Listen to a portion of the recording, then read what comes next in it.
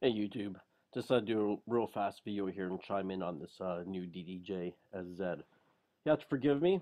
I feel a little off today, a bit of a cold, but that's all right. We'll just get through this. So right off the bat, this thing's a beast. Not only is it a beast, but as you can see, it is suggested price of $2,000. I'm assuming that's probably going to be a couple bucks more than they actually say, based on my experience in buying things up here in Canada. So we have an 8.1-inch jog wheel, the center display. It's basically a CDJ. You know what I mean? Like, that's what it is, except they made it silver, right?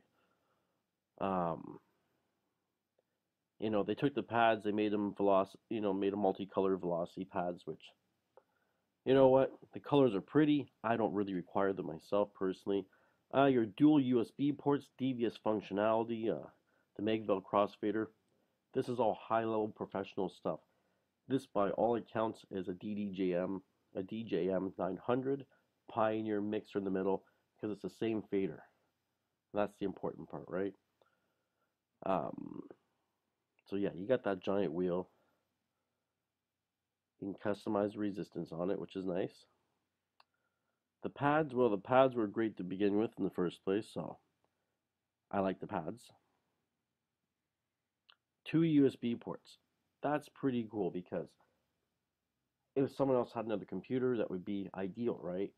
So it seems like Pioneer really is trying to convince the clubs to put this in a club because as a mobile DJ, this thing is 22 pounds. It's 34 inches across. Where exactly are you going to put it in the booth? You know what I mean? Bad enough with a DDJ-SX, you have a hard time fitting that thing in. You have a hard time fitting an S4 in. These booths weren't designed for us to be bringing anything into them. So that there of 2 USBs, I don't know the realistic part about that. You know what I mean? It looks all fine and dandy, but you're still not going to see this thing in a club. We have the new oscillator feature, just more effects. Like, how many more effects do we need? Sound color effects, we had them on Pioneer DDJMs for a while now. Devious functionality, well, okay, so now you can actually hook up a CDJ or a 1200 to this thing and have 4 decks of control. Well, you know what, Pioneer? You guys are so far behind the times in Serato. It's ridiculous. Because for how many years now could you do that on a Tractor S4? I'm not really defending the S4 because this is a nice machine. It's great.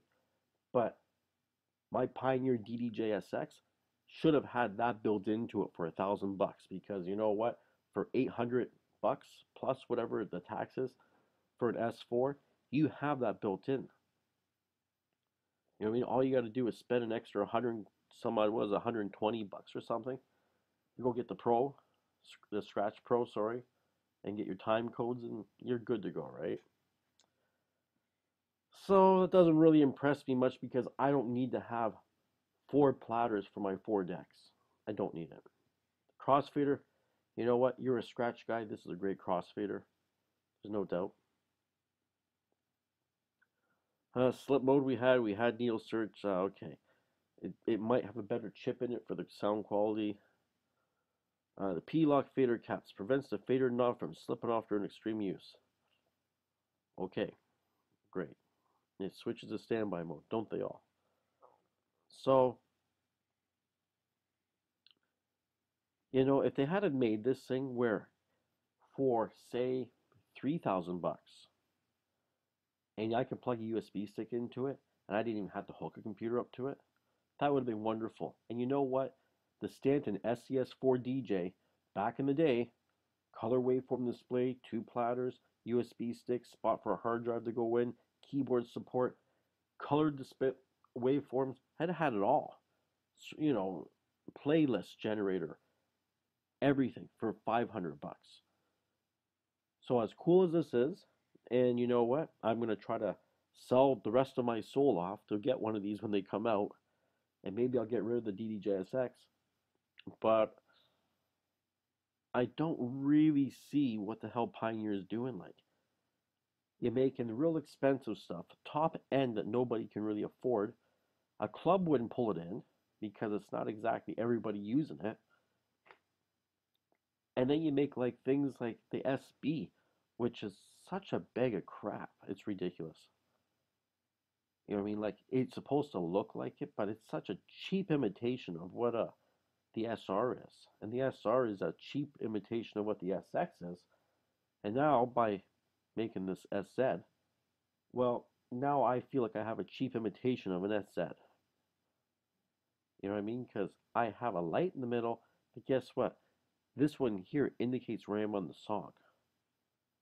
And I really don't want to be looking at my laptop all the time. So, yep, Pioneer, you're sticking it to us again. We have to buy yet another one.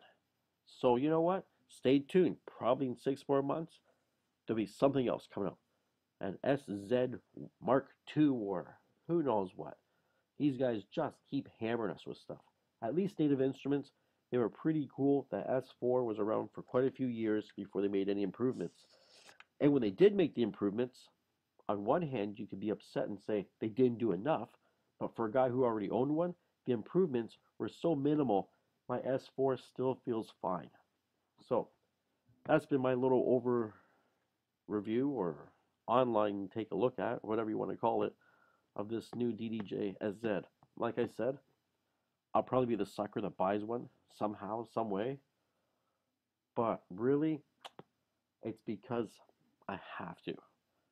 I mean, I kind of have to have the latest stuff so I can talk about it and show it off to people and stuff, right?